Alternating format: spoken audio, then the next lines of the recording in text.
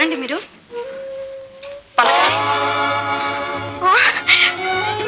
మీరా?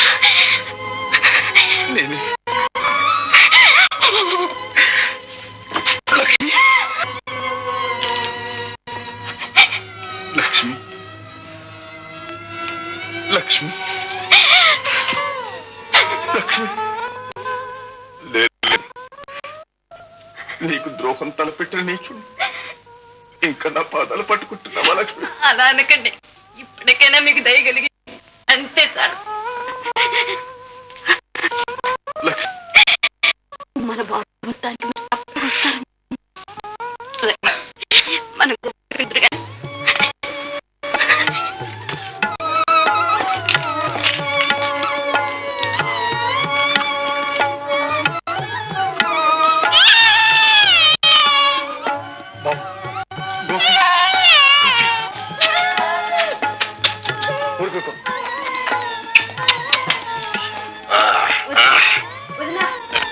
ఏమిటేమిటేమిటేమిటి తలుపులన్నీ బార్లా తీసి అరుగు మీద ఈ దీపం కూడా పెట్టించారు.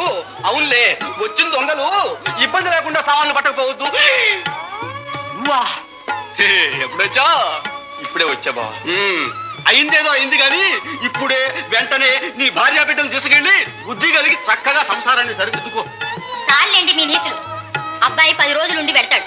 వద్దమ్మా, ఇప్పుడే వెళ్తాం. తొందరే ఉంది లేనాయనా. లక్ష్మి, అబ్బాయి స్నానం భోజనం చూడమ్మా. కాస్త నలుగు కూడా పెట్టమ్మా. లక్ష్మి, అబ్బాయి జాగ్రత్తమ్మా. అప్పుడప్పుడు ఉత్తరాలు రాత్రి మర్చిపోకే.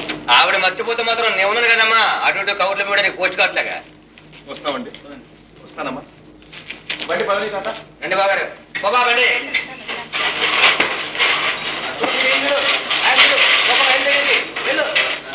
పిలిచారు? అబ్బే మరేం లేదు, ఇలా కూర్చో. ఎవరన్నా వస్తారు? ఎవరు రారు, కూర్చో. నేను నీకు మంచి కథ చెప్తాగా. చెప్పండి. అనగనగా ఒక రాయి, ఆ రాయి స్త్రీగా మారిపోయిందట. ఆ కథ నీకు తెలుసా? ఓ, రామాయణంలో ఆహలే కదా. సరే, ఇంకోటి చెప్తాను. ఒక మహాపతివ్రత దుష్టుడు రోగిష్టి అయిన తన భర్తను మంచివాడుగాను మన్మధుడిగాను మార్చివేసింది. సుమతి. ఓ, నీకన్నీ తెలుసే. అవన్నీ నిజం అబద్ధమో కానీ ఈ కలికాలంలో మాత్రం ఒకటి నిజంగా జరిగింది. ఎక్కడండి? ఎక్కడే ఉంది? ఇక్కడే, మనూళ్ళోని.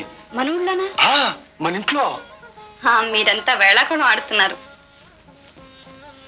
వేళాకోళం కాదు లక్ష్మి, నిజం. నల్లరాయి లాంటి హృదయాన్ని నవనీతంగా మార్చింది ఒక ఇల్లాలు. నీతి నియమాలు లేని ఒక దొంగను నిజమైన మనిషిగా మార్చింది ఒక సాధ్వి. మీరిలా మాట్లాడితే నేను ఏడుస్తాను. వద్దు లక్ష్మి, నిన్ను ఇదివరకే చాలా ఏడ్పించాను.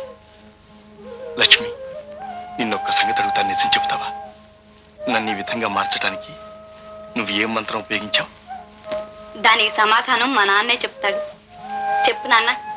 మాయలు గాని మంత్రాలు గాని మన దగ్గర లేవని, మనసు మంచిదైతే మనుషులు తప్పకుండా మారుతారని. నిజం లక్ష్మి, ఎంతకాలం నా మనస్సే నన్ను మోసం చేసింది. నీలో ఉన్న మంచితనాన్ని తెలుసుకోలేకపోయాను. ఏమోలేండి, మీ మనసు మారింది, అంతే చాలు. బాబుని ఇలా ఇవ్వండి, పాలిచ్చి తీసుకొస్తాను. లక్ష్మి, ఇక్కడే కూర్చుని నీకు ఇంకా మంచి మంచి కథలు చెప్తాను. మంచివారేనండి. మీరిద్దరు ఇలా కూర్చోవడం చూస్తే నా కడుపు నిండిపోతుంది. బావా, చిన్న సంగతి, దీని ఖరీదంతా కరెక్ట్ గా చెప్పు. ఖరీదా? ఎప్పుడైనా ఖరీదించుకుంటేనా నాకు తెలియడానికి? ఇక తెలుసుకుంటాను. అల్లారా దారిలోకి చెల్లాయ్, మా మేనలుడికి అడ్వాన్స్ అమ్మా ఉయ్యాలా? అడ్వాన్స్ ఏమిటో? బాగుందో ఎల్లకాలం బ్రహ్మచారిగా ఉండు ఒకటి. చెల్లాయ్, నేను వెళ్తానమ్మా. ఉండవయ్యా, 4 రోజులు ఉండేళ్ళొచ్చు. అవునన్నయ్య, 4 రోజుల నుండి వెళ్ళకూడదు. బాగా ఉందమ్మా, నువ్వు బావ మాటకి బాగా తాళం వేస్తున్నావే. నేను ఇక్కడ ఉంటే అక్కడ మరదలు మేనత్త ఏం కావాలి నా కోసం ఎదురు చూడరు. అదేమిటో, వాళ్ళకి నీతో ఏం పని? మరి అందంగా ఉంది. ఏం పని తర్వాత తెలుస్తుందిగా, చెప్పానుగా అడ్వాన్స్ అని. అల్లుడా, మేనల్లుడా, తల్లిదండ్రులతో నీవు తరలిరా మన పెళ్లికి. అల్లుడా మేనల్లుడా, టాటా. అల్లుడా మేనల్లుడా, తరలిరా పెళ్లికి. అల్లుడా ఎవరది? ఓహో, నువ్వా? ఇంతకాలం మీ చెల్లిని దోచుకున్న చాలక మిగిలిన నువ్వు దోచుకోవడానికి వచ్చావా? రారా.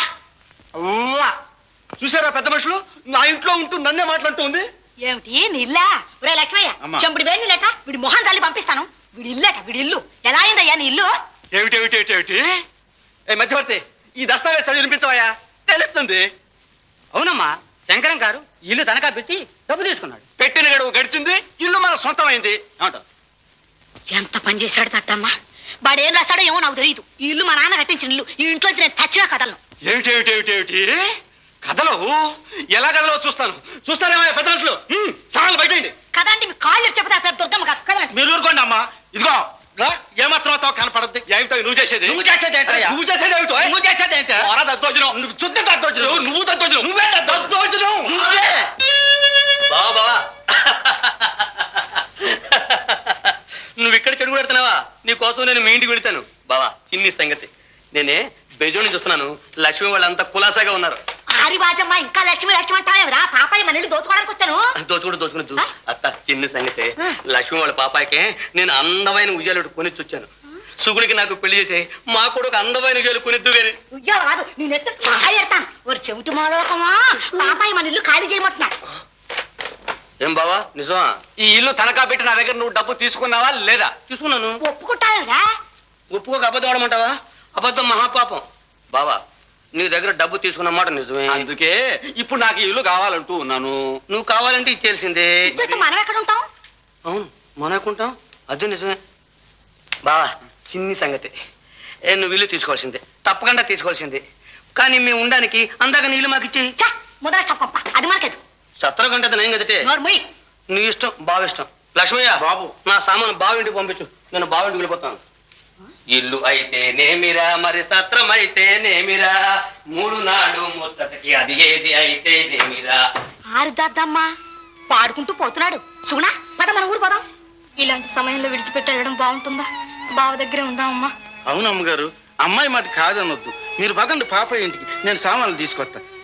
సరే పదమ్మా. ఎడవకు ఎడవకు ఎర్రి నాగన్నా, ఎడిస్తే నిన్నెవరో ఎత్తుకోరన్నా.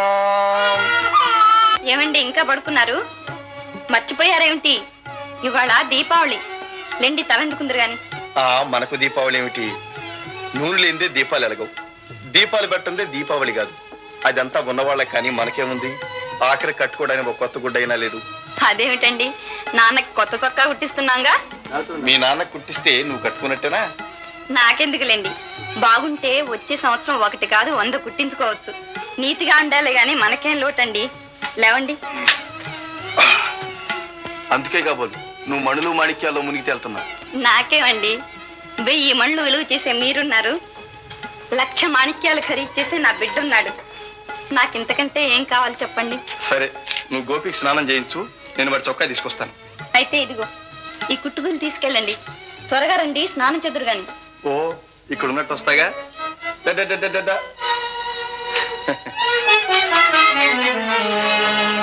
లక్ష్మి, లక్ష్మి, బాబు చొక్కా తీసుకొచ్చారా? పెట్టేమిటండి? నువ్వన్నట్టు మంచికి రోజులున్నాయి సుమా. ఏం జరిగిందండి? నేను దారే పెడుతున్నాను. ఆ, ఒక దొంగ ఒక పెద్ద మనిషి పర్సు కొట్టేసి పారిపోతున్నాడు. ఆ, నేను ఆ దొంగను పట్టుకుని ఆయన పర్సు ఆయనకి తిరిగి ఇప్పించాను. దొంగను పోలీసులు పట్టుకెళ్లారు. అప్పుడు ఆ పెద్ద మనిషి ఏం చేశాడో చెప్పుకో. ఏం చేశారండి? నాకు 100 రూపాయలు బహుమానం ఇచ్చాడు. 100 రూపాయలే? ఏ, పర్సులో 2000 ఉన్నాయట. 100 ఒక లెక్క.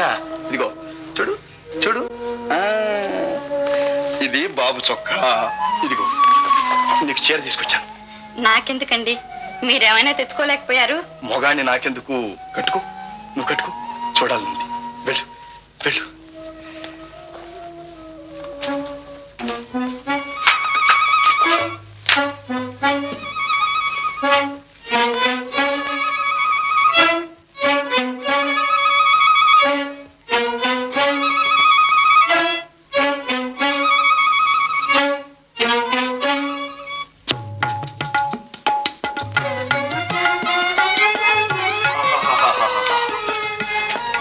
లక్ష్మి, ఇది నిజమైన దీపావళి.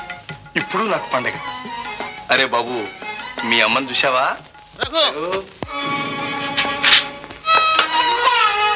ఏమో ఇంకా నీ అలవాట్లు మానలేదన్నమాట. ఈ కట్టిన చీర మాదేనండి. పెద్ద కొనేవాడుగా వచ్చి ఎవరికి తెలియకుండా ఎత్తుకొచ్చేసాడండి దొంగ రాజకాయలు. ఏమండి, ఇది నిజమేనా?